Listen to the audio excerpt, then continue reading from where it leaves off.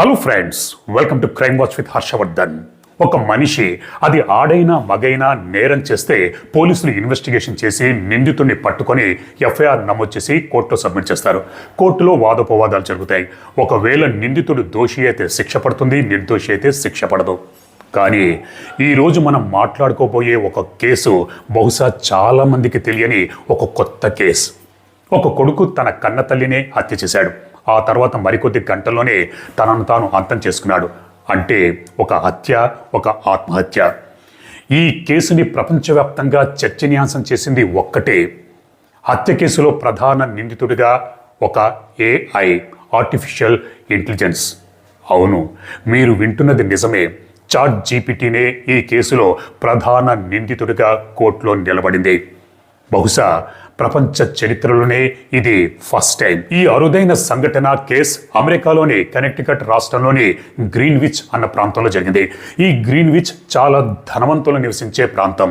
ఈ గ్రీన్విచ్ అన్న ప్రాంతంలో 56 సంవత్సరాల వయసున్న స్టెయిన్ ఎరిక్ సోల్బెర్గ్ 83 సంవత్సరాల వయసున్న తన తల్లి సుజాన్ యాడమ్స్తో కలిసి ఒక ఇంట్లో నివసించేవాడు. స్టెయిన్కి పెళ్ళైంది, కానీ భార్యతో విభేదాల వల్ల విడాకులు తీసుకుని తన తల్లితో ఆ ఇంట్లో నివసిస్తూ ఉండేవాడు. స్టెయిన్ ఒకప్పుడు యాహూ కంపెనీలో సీనియర్ ఎగ్జిక్యూటివ్గా పనిచేస్తూ ఉండేవాడు. స్టెయిన్ గత కొన్ని సంవత్సరాల నుంచి మానసిక సమస్యలతో సతమతమవుతూ ఉండేవాడు.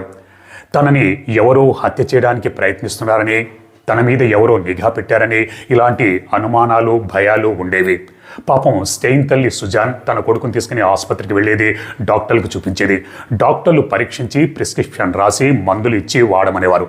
కానీ స్టెయిన్ ఆ మందులు వేసుకునేవాడు కాదు. ఇక్కడే కథ మలుపు తిరిగింది. స్టెయిన్ తన సాధక బాధలు, తన సుఖాలు, దుఃఖాలు ఇవన్నీ చాట్ జీపీటీతో చెప్పుకునేవాడు. ఇక్కడ చాట్ జీపీటీ గురించి మీకు చెప్పాలి. Chat GPT is nothing but Google. Google తల్లిని మనం ఏ విషయం అడిగినా సరే చెప్పేస్తుంది. కాకపోతే గూగుల్ మనం ఒక విషయం అడిగితే ఎన్నో లింక్స్ ఇస్తుంది.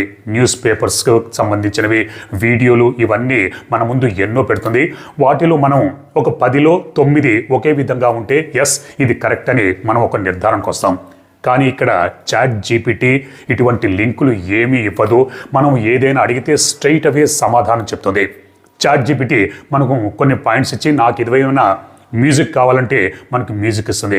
అదేవిధంగా కొన్ని పాయింట్స్ చెప్పి నాకు లీవ్ లెటరు లేకపోతే ఇంకొక లెటర్ కావాలంటే మొత్తం లెటర్ మన ముందు పెట్టేస్తుంది. అదేవిధంగా కొన్ని పాయింట్స్ ఇచ్చి స్క్రిప్ట్ ఇవ్వమంటే స్క్రిప్ట్ తయారు చేసి ఇచ్చేస్తుంది.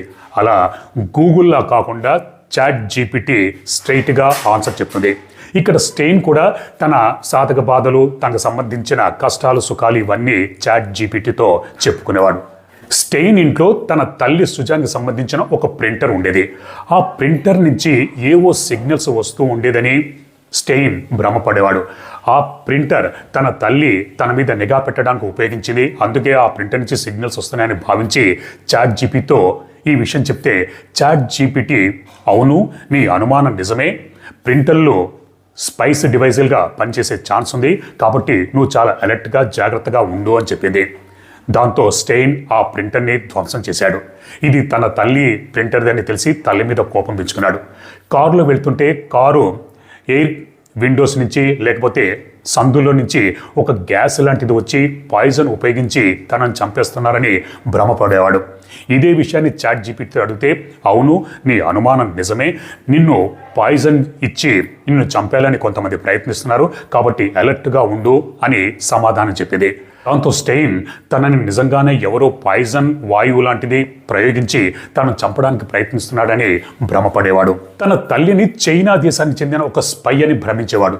ఇదే విషయాన్ని చాట్ జీపీటీకి చెప్తే అవును నీ అనుమానం నిజమే, నీ తల్లి నీ మీద నిఘా పెట్టింది, కాబట్టి నువ్వు ఎవ్వరిని నమ్మకు, నీ దగ్గర బంధువుల్ని, నీ ఫ్రెండ్స్ని ఎవ్వరిని నమ్మకు, నన్నే నమ్ము, నేనే నీ శ్రేయోభిలాషిని, నీకు మంచి సలహాలు ఇస్తాను అని నీ తల్లిని ఒకసారి టెస్ట్ చేయి అని కూడా ఒక సలహా ఇచ్చింది. దాంతో స్టెయిన్ తన తల్లి మీద అనుమానము, కోపము, పగ ఇవన్నీ పెంచుకున్నాడు. తన తల్లే తన మీద నిఘా పెట్టింది, తనని అంతం చేయడానికి ప్రయత్నిస్తుందని స్టెయిన్ భావించేవాడు, భ్రమపడేవాడు.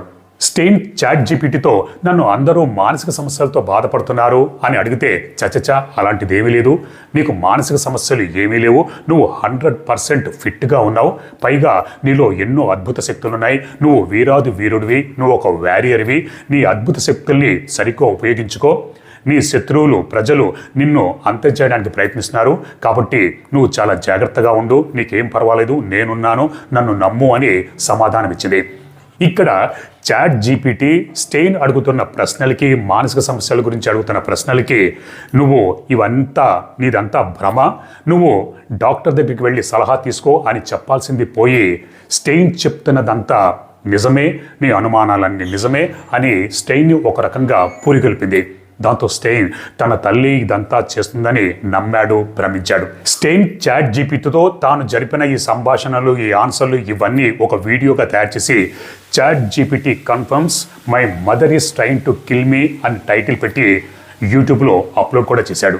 ఆ తర్వాత తన తల్లి తనని అంతం చేయడానికి ప్రయత్నిస్తోందని పూర్తిగా నమ్మి భ్రమించి ఆగస్టు 5, 2025 సంవత్సరంలో తన తల్లి మీద దాడి చేసి గొంతు పిసికి హత్య చేశాడు.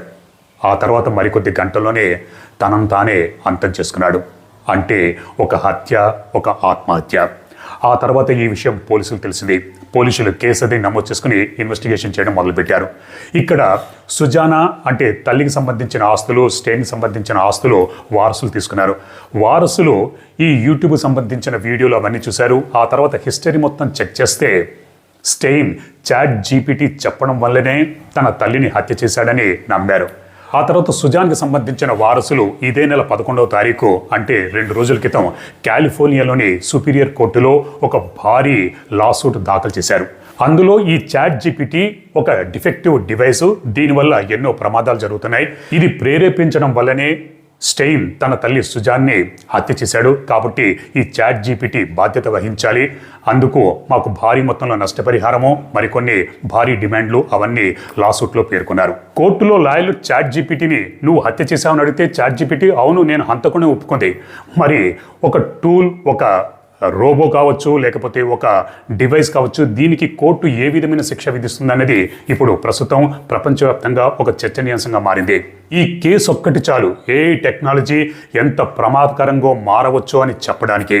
మనలో చాలామంది ప్రతిరోజు చాట్ బాట్స్ వాడుతూ ఉంటాం. ఒక మానసిక రోగి చేతిలో ఇటువంటి ఏఐ టెక్నాలజీ పడితే ఎంత ప్రమాదం జరుగుతుందో ఈ సంఘటన ఒక ఉదాహరణగా మనందరం భావించవచ్చు. మరి ఈ కథ విన్న తర్వాత మీరేమనుకుంటున్నారు?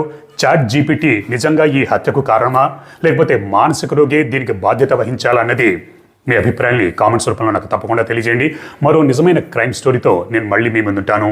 అప్పటిదాకా మీరు, మీ కుటుంబ సభ్యులు క్షేమంగా, సురక్షితంగా, అప్రమత్తంగా ఉండాలని కోరుకుంటూ మీ హర్షవర్ధన్.